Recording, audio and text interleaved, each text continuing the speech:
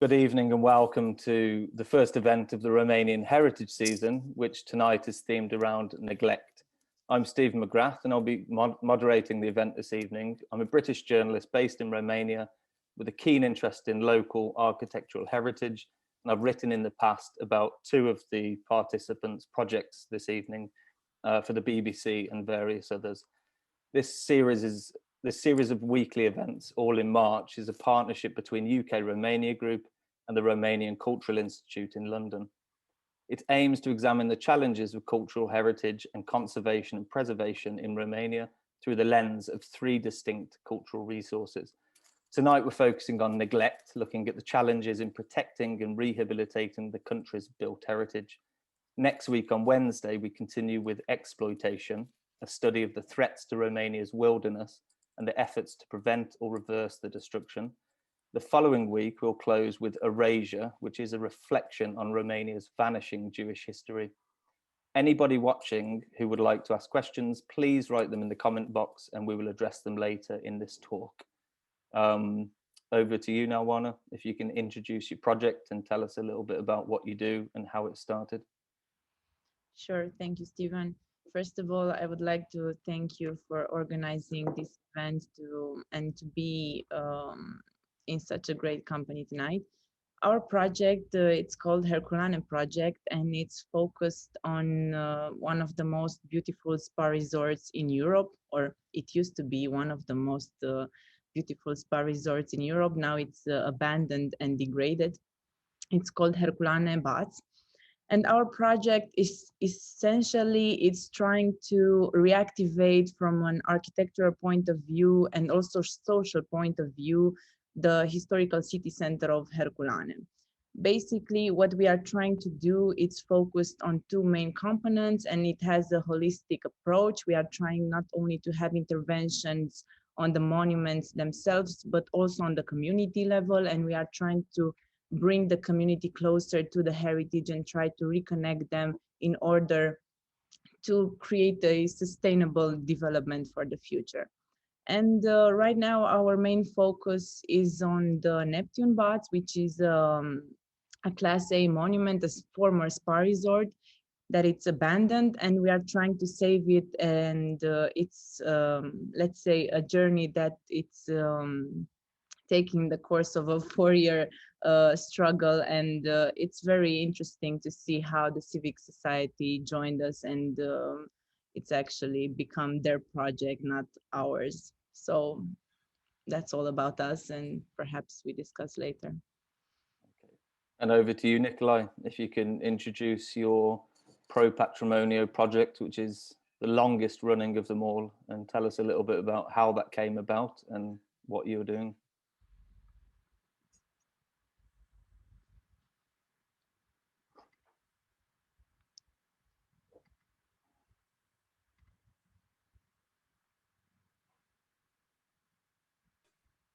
I'm sorry, I'll start again. I realized I hadn't unmuted myself. Good afternoon, everybody. And thank you to ICR and UK Romanian Group for organizing this and getting Stephen McGrath to look after us and keep us in order. Patrimonio was started back in 2000 with Șerban Cantor Casino and my brother Indra and myself. Based really on the UK National Trust, because we were all living in the UK at the time. And like the UK National Trust, which is, as English people know, is enormous. I mean, they're the largest landowner now in the UK. Started with nothing, just a few buildings at the turn of the century, at the turn of the last century. So Patrimonio, we hope that in 100 years we'll be in a similar position. One has to be patient. Patrimonio is about the whole idea of it is about restoring pride in not only in old buildings, restoring buildings and bringing them back into life and sort of getting them back into the community. It's also about restoring national pride in Romania, which certainly back in 2000 was sorely lacking, and is beginning to grow. The people people get a better sense of Romania's history, about what a rich history it was, and also you only have to look at parts of Bucharest, villas in the countryside, churches, Conac, and so on, to know what an extraordinary past Romania has, and that is what all of us here are now trying to bring back to life. The first building that we got working on was actually, well, there was two at the same time. One was a Saxon house in Biscri, but the first one was a villa up in Cumpulum Muscel, which if David or whoever the operator is, yeah, this is it here. It's a beautiful building, which was the two old ladies, Gălescu sisters, left to Pro Patrimonio, and it was in pretty terrible state, but had a lot of old furniture and books and so on from the family. And so as you can see, we restored it totally, and took a long time, and raising money sort of hand to mouth to get it going. And now it operates. Călescu. It has 5 bedrooms and can sleep about 12 people. And we rent it out now. But at the same time, we've also done a lot there, because Patrimonio is also about teaching the restoration of building, restoration of furniture, restoration of books, the collection, fabrics, the horticulture for the park, which you can see behind, which was put together by the father of the two Gălescu ladies. And when people can stay there, we put together, working with the National Trust, we actually, Pro Patrimonio, we now have a reciprocal arrangement with them, agreement, whereby if you're a member of Pro Patrimonio, Romania, you can actually go and visit as a member all National Trust buildings in the UK, and vice versa, which is really something rather special. Viscri, which is another building that we did, which is in an old Saxon farmhouse, this one, which really was derelict when we took it on, and we restored it and bought furniture and found furniture, sourced old furniture to style, and again that now is also can be rented, and in fact has become more and more popular as Viscri has become more and more popular. Following that, there's another one is the Neamțu Manor, which you can see. I think there are 2 slides here, but here you can, this is part of getting these buildings into the community and making the whole community identify with the building by organizing concerts and children's groups. If you go on to the next slide, I think you'll see, yes, we had volunteers learning how to put a mosaic back together, and people, as you can see, worked on the roof. It's a rather extraordinary checkerboard kind of roof we have there. But again, it's local education, the local community. And also, next one is the wooden churches, which we've done. There's 60 wooden churches in the program. That's a program that's been going on for about 7 or 8 years now, and we've done 15 of the churches. And they're these small wooden churches in Oltenia, which have the most incredible wooden paintings on wood inside and outside. And many of whom, as Eugen was talking about, had no roofs, the rain was coming in, and everything was just deteriorating.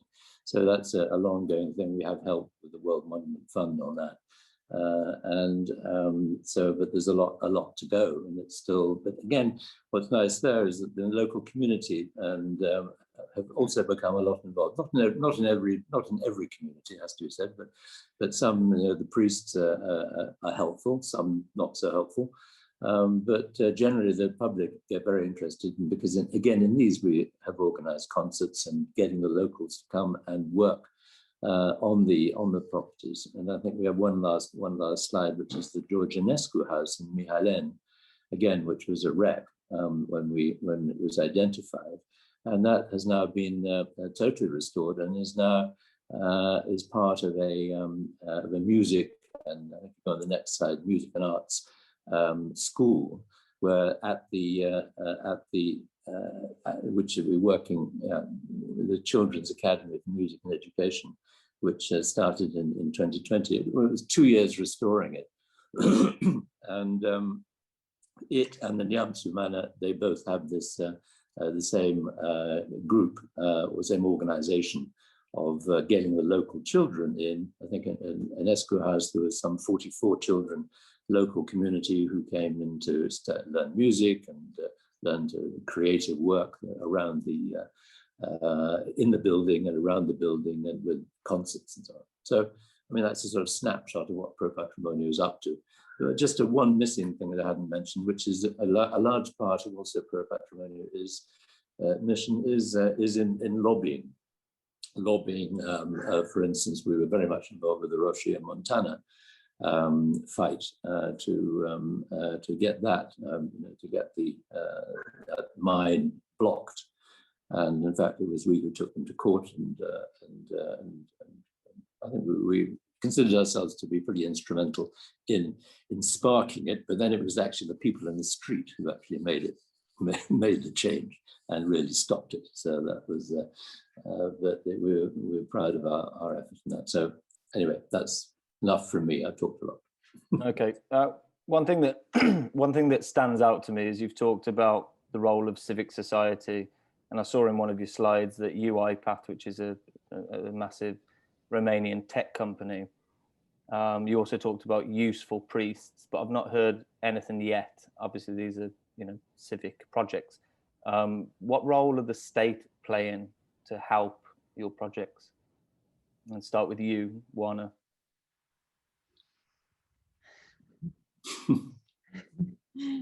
The obvious answer. But no, I feel like it depends on the project's objectives. In our case, we are working on a site that has many legal issues, and we are working on a site that was abandoned for more than 30 years. So this indifference and this lack of interest in sustainable development also of the heritage object is actually what we are fighting, and the state, unfortunately, doesn't help very much. But it's a good thing that it doesn't get in your way, because in this case, we are actually succeeding in doing some work there. But yeah, the state doesn't get involved very much. Only when it's a very public situation that can hurt them, unfortunately, in our case. Mm-hmm. I just want to remind the audience that you can ask questions on Facebook, leave them in the comments, and they will be addressed a little bit later. For now, if you can tell us your experience, Eugen, of working with the state, maybe touching on bureaucracy, what has that been like?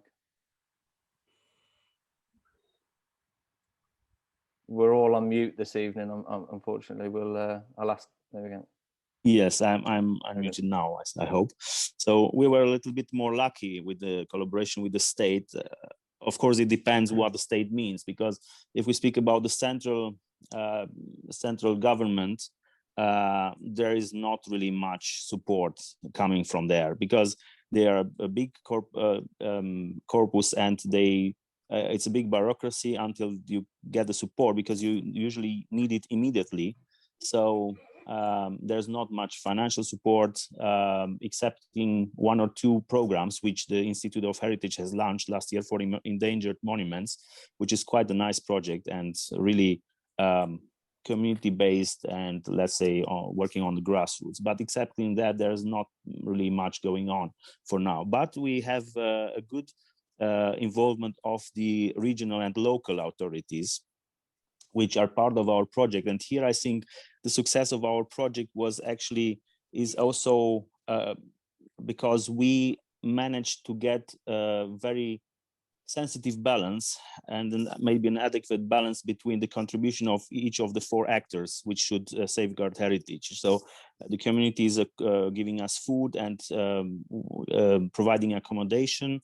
The local and regional administration are paying the materials we need.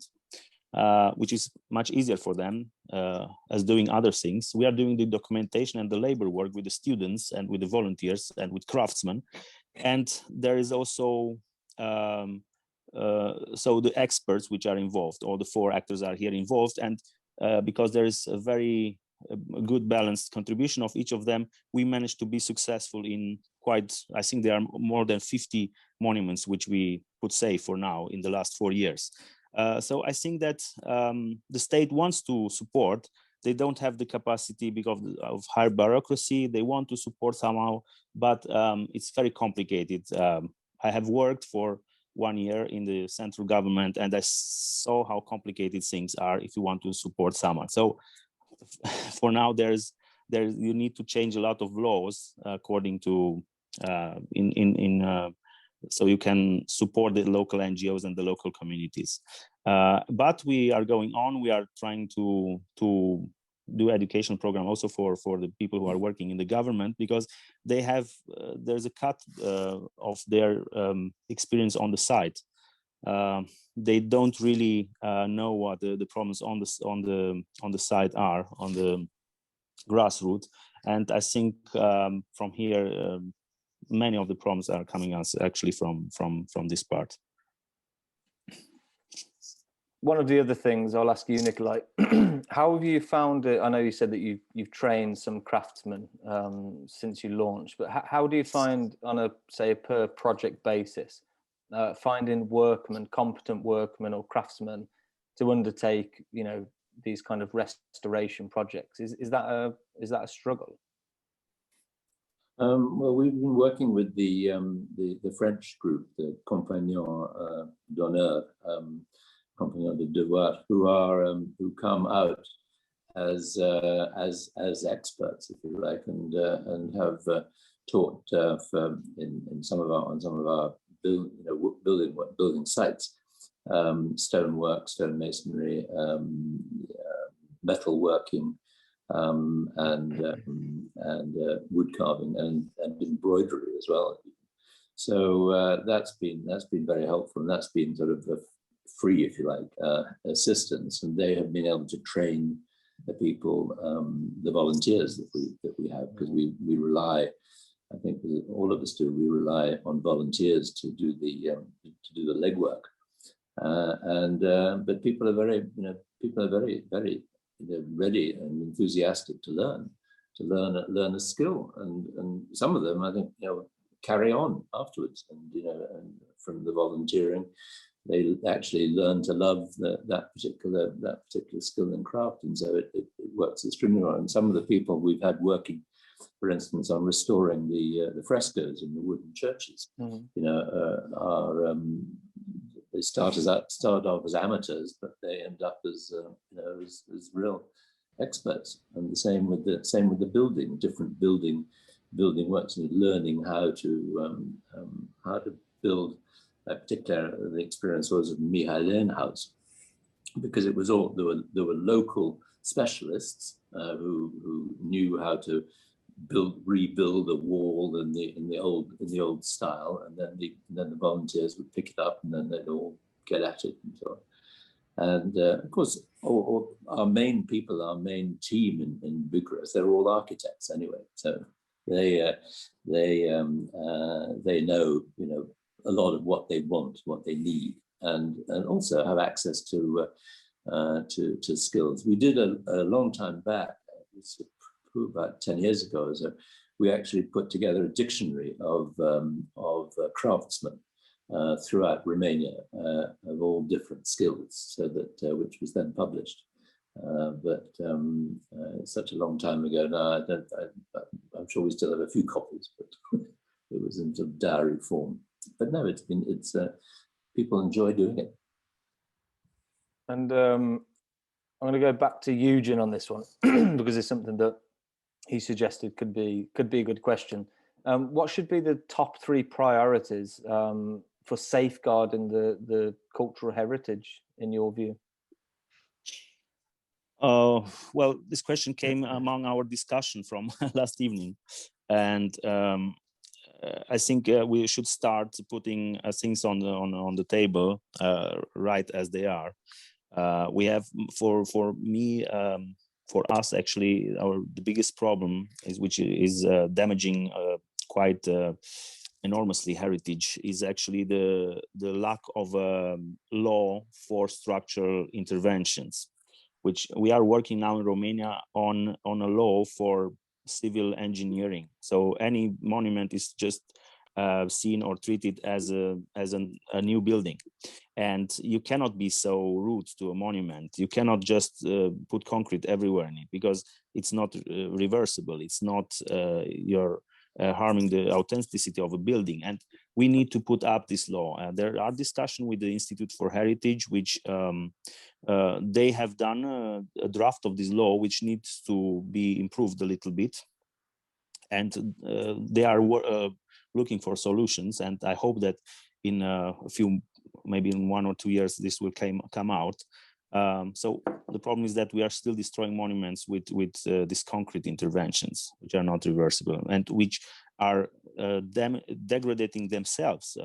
Concrete has just a lifetime, so metal concrete has just a lifetime of 50 years. And what do we do after that? So this is the first issue we should do. And a second one is to get also a law for recycled materials. We cannot use on monuments if part of a wall is collapsing and you need to put the stones back. You need a quality certification, you need a bill, you need a guarantee for that products, and which you don't find. So there are a lot of stones, bricks, tiles, maybe wood, which is just stays in the courtyard of people, and you can reuse them. But we don't have this law which permits to reuse this. This is what I'm insisting very much. We are confronted at each intervention with these things. And a third thing would be, it's not necessarily the funding, because we are always complaining about funding, but I think that there's quite a lot of funding. It's just the way of how you use these funds. Definitely on European funds is not the best way until now, which money have been spent on, because it was quite a brutal revamp of and destruction of monuments in 80-90% of the cases. So it's just the training issue. This is very important for craftsmen and experts, because there are many projects which they have funding and you don't find a company which should help you. Even if they are paid quite with a lot of money, because they are just a few, and it's quite a specific work. It's very, you need the right expertise, and companies are just running away from these projects. So I have discussion with many mayors which are asking me to suggest a company. They don't find anyone. They have opened the auctions for a few months or a few years, and no one was coming to take this. So we need to train these craftsmen, and to give them also a certification. There's a law of craftsmen, but it's very weak. We should support craftsmen in doing the entrepreneurship, in getting the certification for their products, because at the beginning it's very difficult for themselves to invest in these certifications. So we need to maybe to get less taxes for the state at the first stage for these craftsmen. And of course, definitely we should train them. Maybe museums should have a big role here. And what I would do now is to identify all the craftsmen for all the companies which are working in this field, and do an educational program for training for them. So I think these three things, there are many more, of course, but we should resume to a few. Is there a risk, though, that I've heard of some cases, I think it was in Biskri, where there were a series of craftsmen who were trained, and then once they were trained, they left to go and work abroad, because obviously there were higher salaries and, you know, higher migration levels, and is that a risk? No, that's an old story, actually. That was 10-12 years ago, and it was a flagship project of the Mihalen UNESCO Trust at that time. And yes, at that time, not many craftsmen. So they knew how to restore properly homes, but their homes they did with industrial materials. It's a problem of fashion. It's a problem of status, of social status, rather than in understanding how things work. And even if a craftsman that time wanted to restore his house properly, and he wanted to do it, he would have been excluded by the community if he wouldn't take over the whole behavior. And it's bounds are very tight between members of the community, and you cannot be an exception in a community, otherwise you're excluded. I can understand these people, but nowadays I think that many of the craftsmen are actually, they have a job. We have also launched with the Order of Architects a map of craftsmen. We have over 700 craftsmen there, and when you call someone, he will tell you that he has a lot of work to do for this year. He cannot help you.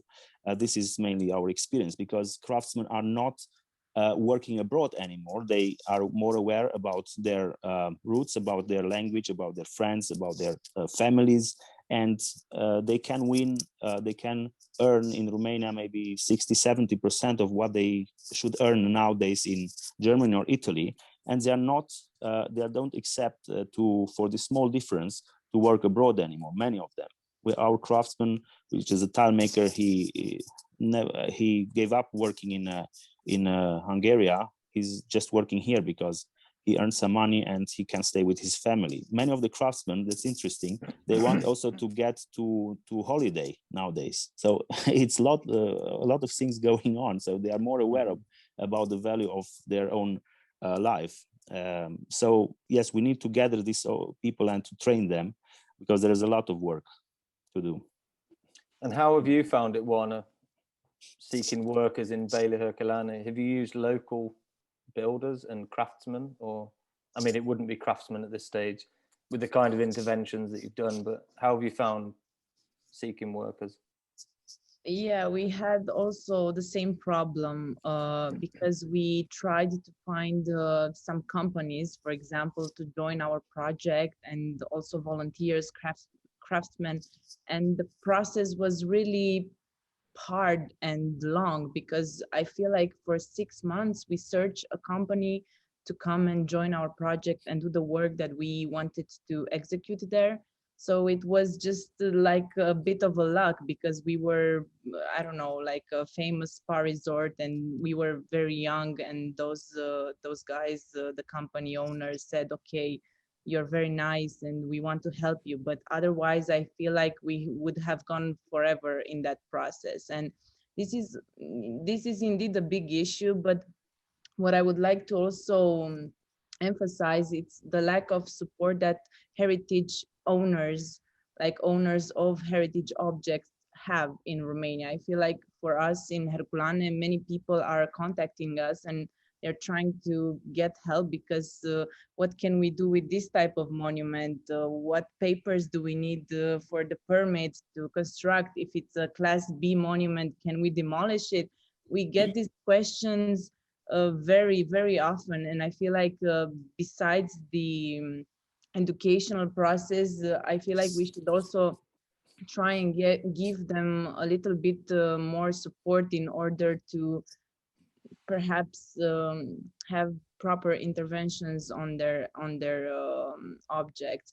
And also, like, if I can go back a little bit on those 3 priorities that Eugen talked about, I feel like in the case of legislation, we also need like a legislation that it permits you to access funding and intervene on objects that have legal issues, because many of heritage houses, or in our case big spa resorts, are trapped in these legal issues, the problem or trauma from the past, and we cannot access proper funding. We cannot properly, let's say, promote the project because of that. And perhaps maybe this is an idea for the future, for the legislation in Romania in regard of heritage safeguarding. If I could add something on that legislation, which is following on from what Eugen said, is that what is sorely lacking in Romania is a change to tax law, which in the early stages of the National Trust in the UK made all the difference. And this was that owners of heritage buildings, if they invested money into the restoration of the building, they were received tax relief on the money that they spent on the buildings that they were restoring. It has to be what in England they call listed buildings or protected building, heritage building. But effectively, that gives you state aid. It is state aid because it's a tax relief. So it kind of takes the burden off the government actually having to do anything, which because they're not in a hurry to do it because they say they have no money for these kind of things, which is largely true, unfortunately. But this way, it would make a huge difference, I think, for situations that Eugen is facing, that Oana is facing, and we're facing in Patrimonio. We have the same thing. We have a lot of people contacting us because they know we're a group of architects. I'm not an architect myself, but the team is, and asking exactly how, help us. Can you do a project for us? Can you help us raise money for it? And so sometimes we put something together for them. Sometimes we can't. It's too big. It's too enormous. One other thing which needs fixing is a stricter control, I believe, on development in the cities, because so many buildings have been destroyed. Very often, just owners abandon them, or people even buy them to abandon building to then just let them disappear, just fall down, and then be able to build something, and that the control of that is very poor, and it's shocking that some of the buildings that have been lost around Romania, and that is a major problem. But how one fixes that, I'm not sure. I think that's you need louder voices in the NGO community, probably, to point the finger when it's happening. Well, I want to give you good news that about financial support, even if it's on historical buildings which are not listed, so mainly houses. There is already an application which the Ministry for Agriculture applied for the rural parts of Romania, which still have this high cultural value, where the houses have higher cultural value.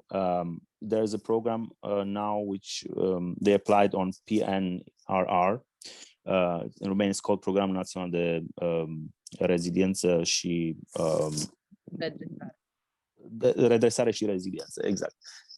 So there's a 20 million euro project which they applied for 600 houses to be supported financially for its conservation and restoration. And we felt that we need to do this because we face the same problem. People are just asking, what is the state helping with? They're just putting rules everywhere. The bureaucracy is very high to make documentation for restoring a building. And where is the support for this? And now suddenly I have a hope that it's happening. It got to another stage now. And we are also training these owners of the buildings, because we identify there's not many craftsmen, and all the owners of the buildings, which will get this 25,000 euro as a grant, will go through a two-week workshop on restoration, on both practical and theoretical issues about restoration. So we are doing education through the government. I hope it will come up for this year. So there is a little bit of hope. Unfortunately for monuments, yes, there is not much now to do excepting the programs of the Institute for Heritage, which have very low funding for now. And is that the kind of project that should be rolled out, or expanded on, or at least be a sort of consistent project, not an isolated year where the state kind of allocate, here's funds to do 600 houses, And I think this brings us to talking about state subsidies, what Nicolae touched on earlier. The topic of, which is something that, you know, me personally, Eugen and Nicolae at least have a lot of personal connection to, is the Transylvanian Saxon villages that we've talked about, with the fortified churches and the surrounding rural architecture, which, I mean, you know, there's so many houses and these smaller, you know, not Class A monuments, not Class B monuments, that are being defaced or, you know, aggressively renovated. Like how can that be prevented? Is education a big part of that? Well, if it's me you're expecting a reply from, we have done quite a lot of projects in the Saxon villages, and of course also Patrimonio has done very nice to restore their house in Viscri, and it's quite a model for many owners of historical buildings. I think the Saxon area faces a special problem, which is it's a region with high social problems, because the Saxons, they left, and then we have maybe half of the people who are living in the villages have this social, let's say, difficulties. And it's difficult when we say in Romanian that with an empty stomach, you cannot really think. So there's not just education, of course, there's a very low financial power of these people, and they do whatever they can to put the cover on their roof, to put an iron sheet or a plastic windows, which is cheaper. Even if sometimes it's also because of social status and fashion, but the main problem is that people don't know that an old house can at the end look very nice, and it can be very comfortable to live in. We can adapt these houses to a modern lifestyle and modern needs, and they don't know how to do this, and they cannot imagine this is possible, and that's why they are trying to transform these old houses into some villas or into modern houses in a wrong way. They simply don't work. Industrial materials don't work on this traditional houses. They are actually degrading them. So, but as soon as the community or more members of leaders of the community will shift the paradigm, all the community would suddenly follow them. And yes, we are working in many villages with leaders, opinion leaders, and we had some success in a few villages. Like many others, there are also other organizations who are working in the Saxon area. So there is a possibility, but you need to work not to see it as if you restore a house of a poor family, no one in the village will follow this model. They will say, oh, the blue house is for poor people. So, but if you work with opinion leaders, with wealthy people who you can make aware of the value of heritage, then you will win this war. And a second very important issue not to neglect is that many young people from the towns are buying these days houses in the Saxon area and all over Romania, in very remote villages where traditional architecture is still available to be bought, and they are moving there. They are transforming their house in a nice way, adapting it, restoring it nicely. And when you have, I think, a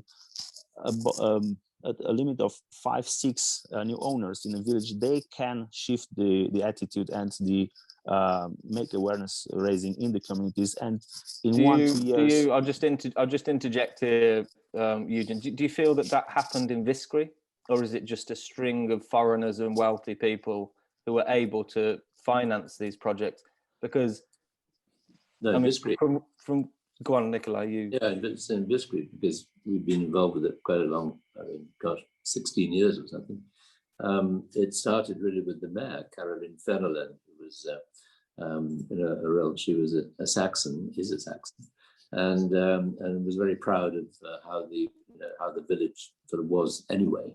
But it was very poor. There was hardly any houses that had been restored. The UNESCO Trust started, and we came along, and other people came. So that's an example of where just if a few people start doing it, as Eugen was saying, and then more come,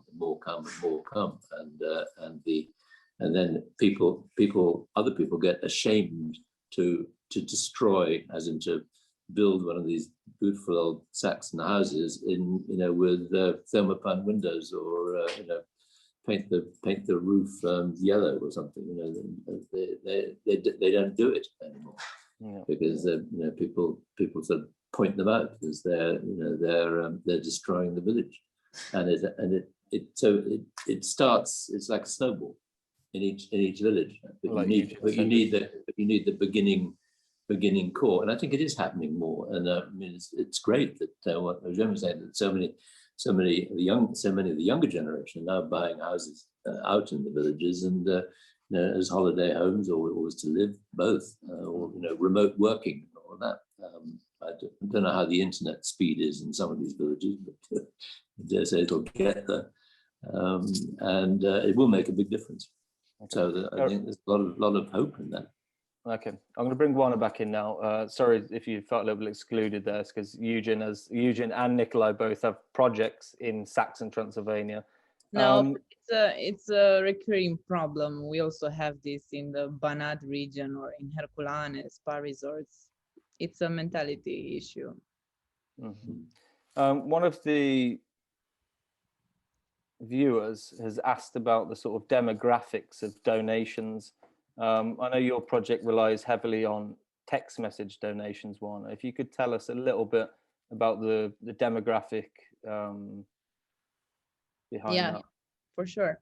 And not only text messages, also donations online and on various widgets that help us see this type of demographics. So basically, in our project's case, we have lots of donors that are female donors, which is very interesting. And most of them come from Timișoara, Cluj-Napoca, and Bucharest area. So basically from the big cities, but we also, and this is very interesting, we also have many contributions from abroad. So basically people who left Romania and that are contributing in some ways in heritage salvation or restoration projects. And for us, this became like a very important issue in our project strategy, because we are trying to develop our campaigns or our projects targeted on these demographics that we have so far. So I feel like in the context of heritage preservation, we also have to become much more visible on social media and on every social media tool that we can, because these generations and also the younger generations are very high up to speed with what's going on in the world, and we have to catch up something with them, and this is why we try to get in touch as much as we can with people that make our community grow. Back onto the demographics, in our pre-meeting yesterday, Eugen, you also talked about some of the demographic that you encounter with your volunteers. Can you explain a little bit about what you find there? Yeah, well, the conclusion actually was that Oana said that many of the donors, 90% are women, and I think Nicolae said that their team is maybe 90% of the experts are women, and I can say that 90% of our volunteers almost are also female. So you can understand who is saving. Actually, you can understand what role women have in saving heritage. So we own them quite a lot. Why is this, do you think? I think they are more open to careful, and well, they are the barrier of traditions in any communities, and yes, they kept our traditions alive for many decades, and they are more interested also to learn and to do volunteering, because for them it's seen that it's rather interesting for their career to learn quite a long process and to learn more and more, to be more involved. As for boys or for men, as soon as they get out from the university, they want to earn some money, and this is their first priority. So they get to work to earn some, because they want to buy and to, for maybe for a man it's a little bit more not difficult, but he seems to have this role. He seems more that his way of earning something is more important at this in his life period of young ages, of course. And what I wanted to actually say something else, but I forgot now. So maybe Oana wants to fill in something. Yeah, I feel like also for our project case, we are a project that it's 90% made of women, and our volunteers are young women. And I feel like we connect better with the community members and with, in general, with the community and the society through these women, because they're more careful, caring, and generous. And this generosity has a very big power in the term of, heritage preservation, or also education, and how we preserve our values, basically, not only just some buildings that are old and listed as monuments. There is a guy who's is called Graham Bell. He said an interesting thing, that the environment where heritage lives is communication, and here definitely women are more skilled and more easy to communicate with the community. Sorry, Nicolae, if I interrupted. Not at all. No, I was just going to say that certainly for the first at least 15 years of Pro Patrimonio, I think we raised in Romania probably about one leu for every 100 that we raised outside. We really raised money because we have Pro Patrimonio UK and Pro Patrimonio France. And we've raised money, in those UK and France, with concerts, exhibitions, etc. All of those years, and membership as well, because we also exist on the basis of membership fees, and the members are always far more in the UK. In the UK, we had, I think nowadays we have about 350, 400 members. In France, about 300. In Romania, it's still only about, it's less than 100, I think, after all these years, and which is probably our fault. We're obviously not doing it right in terms of how to get people to be members. But I think it's growing, and also what is growing in Romania now is that, and I said it was for the first 15 years, for the last more or less 5 years, we've now actually started succeeding in raising money in Romania,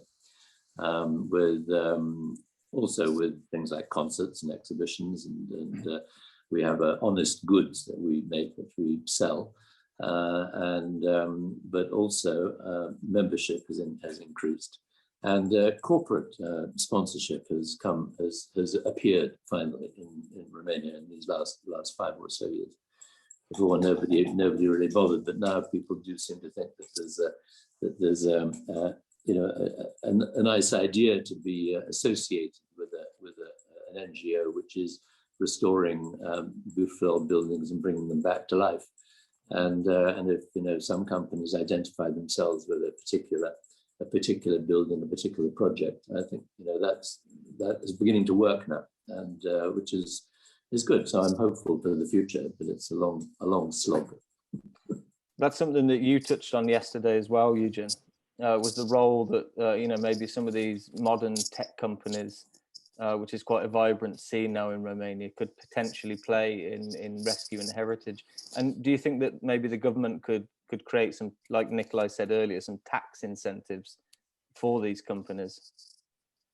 For the companies, yes. Unfortunately, the tax which an owner of a monument is paying to the state is quite low. So I think there's a little bit more help which he should be supported. But definitely the the companies which are paying this, but it's difficult to make just a law for taxpayers in heritage, because they have this CSR, social how it's called, the social corporate, the social corporates, yes, funding, which they anyway the state is deducting these taxes, and they usually create their own foundations so they can shift the money wherever they have passion on. And of course, some of them, they are giving it to heritage, some of them are giving for social issues, some of them are giving for medical issues, and we cannot do just alone on heritage. But what is important, I think, at this moment is to identify this businessmen, Romanian businessmen, who want to contribute and to help and to support the reconstruction of Romania, and they're quite aware of their role and they want to be involved. It's just a matter of identifying them and including them in the project, more than just getting some funds from there. I think in any big NGO, there should be quite a few of businessmen who are sensitive to heritage and who have their own ideas. And of course, they should be guided by maybe a council member. But they also should be involved in the decision of which monument to restore, suggesting maybe a company and so on. Because this, if you don't feel that it's you, if you don't make like Oana said, if you don't make people to feel that it's their project, you will be less successful. And this is what we all three organizations are doing. We transfer this self-esteem on each of the members and each of the partners and each of the volunteers, which they feel is their project. So this is what we should do with the entrepreneurs in Romania. We have quite put up a list of possible businessmen, Romanian business who would be interested about this. Of course, not everyone is interested about heritage, but there are quite a few. And we want at some point also to create just a foundation of their own, and we just should support them with advice. So I think these projects, they are happening all over all over the world, where businessmen are gathering, getting together to save heritage or to do a medical center or so on, and to get involved. And of course, they need an advisory body, which could be the experts of the NGO. Okay. I'm going to bring in a question now from one of the audience, from Dragos Mihai Nutsa. How can citizens and NGOs lobby to overcome the political corruption that favors real estate agents' interests and leads to the destruction of urban heritage? And how can citizens bring those responsible to justice? I'll start with you, Nicolae. Perhaps you touched earlier on the heritage in the cities and more urban environments.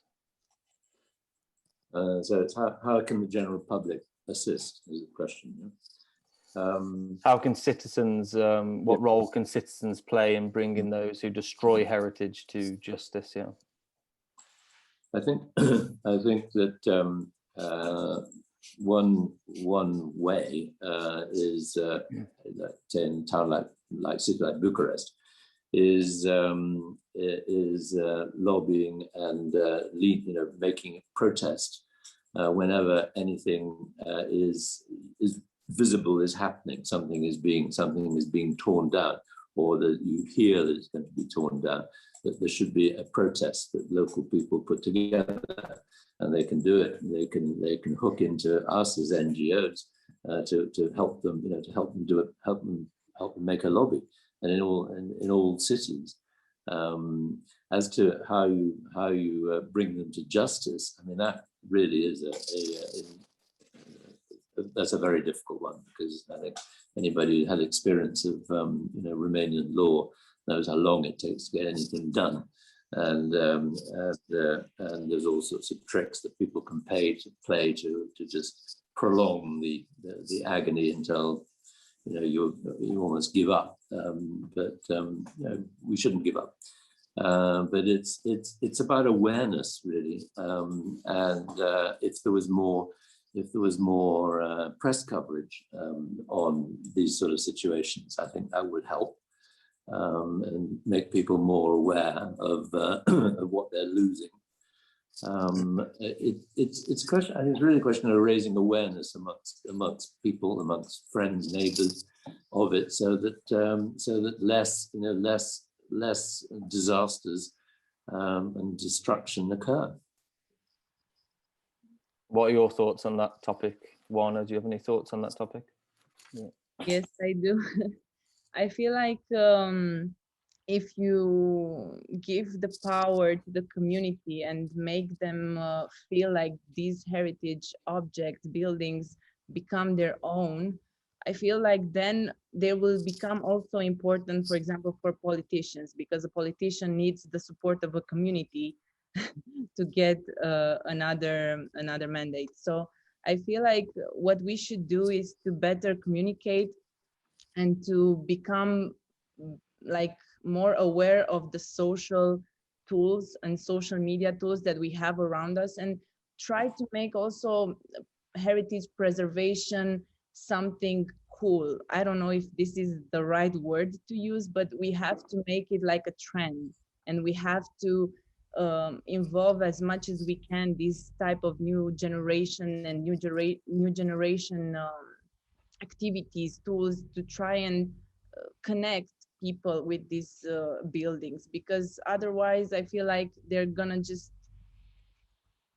degrade more and more and perhaps never be restored. And also to enlighten perhaps the economic benefits that perhaps in the future someone who restores or saves a heritage building will have. Also the state's benefits, because the state will also have some benefits.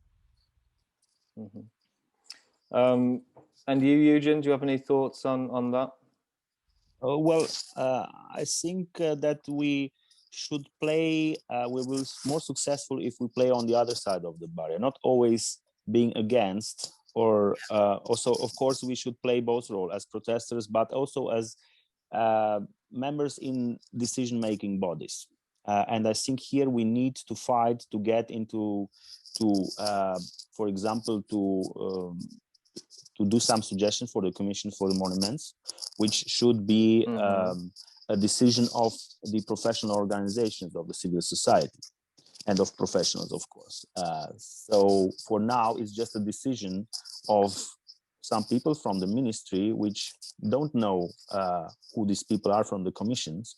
And unfortunately, it's rather a political decision. So we need to put pressure on the political decision maker to keep hands away from the commissions for monuments, from other decision maker in heritage, because it's not just about monuments falling down by themselves. It's also about being helped to fall down, and sometimes with the permits of the Commission for Monuments. And the big role is now, and the big problem is in the urban centers, which are under high pressure of businessmen who want to do something inadequate and to destroy some things to have a profit. And here we are losing almost each day the fight, because we have not done any suggestions about these members of the commissions. So I think here we should play. We should get more experts into elaborating policies in heritage. The ministry would be open in this case. I was discussing with high representatives, which asked me to do some laws, because they asked me if I have a lawyer to do some laws, because they don't really know how to do it. So they are open at some point. So we need to identify all these niches to support the state whenever they fail or they don't have the expertise. We should identify these things. And I think here, in naming the members of the commission, they don't have really an expertise, and we should do this. We should fight to get into these bodies. Yeah. Okay. Right, we're going to wrap it up now, the first edition of the Romanian Heritage Season, Neglect. I hope you've all enjoyed it. I hope it was engaging. Apologies for the 3-minute silent introduction. We're about 5 minutes over, so we've kind of made up for that. One last question for each of you. If you had one wish, and it doesn't include money or finances, to do with heritage, what would it be? Start with you, Oana. Because I'm the youngest, or why? No. My wish is, I mean, I have a very particular wish, and it's connected with the project that we are doing. And I wish that in 20 years I would go with my child to take a bath in that building that we are trying to save. And perhaps my wish, a bigger wish, is to make like heritage a national priority together. Nicolae? Well, I like the idea of a bath in the Herculaneum as well. Well, join us. But I think my wish is that the greater Romanian public would wake up and recognize what it is they're losing by being indifferent and disinterested in the country, the content of the country, the buildings, everything, all of the heritage around them, and that they would wake up. That's And Eugen? Well, I always joke with my volunteers saying that my dream is in a few years just to be in a swimming pool in Miami with a cocktail in my hand and knowing that monuments are saved in Romania. Of course, this is impossible because we cannot stay far away from heritage. But I think that what it would be nice that there should be more people as Nicolae, as Oana, and me, and all the others. We are just a few, unfortunately, for now. And I think that our scope is to raise other people who should do their own project, to make leaders, to set up more NGOs, so to have a role not just about in the project but also in education overall. Yes. Okay. Well, once again, thank you all for joining us. I hope you found it engaging, and hopefully you can join us next week for the talk, which is on exploitation, a study of threats to Romania's wilderness and the efforts to preserve or reverse the destruction to it. Thanks again. Thank you. Thank you. Thank you all. Bye-bye. Bye-bye.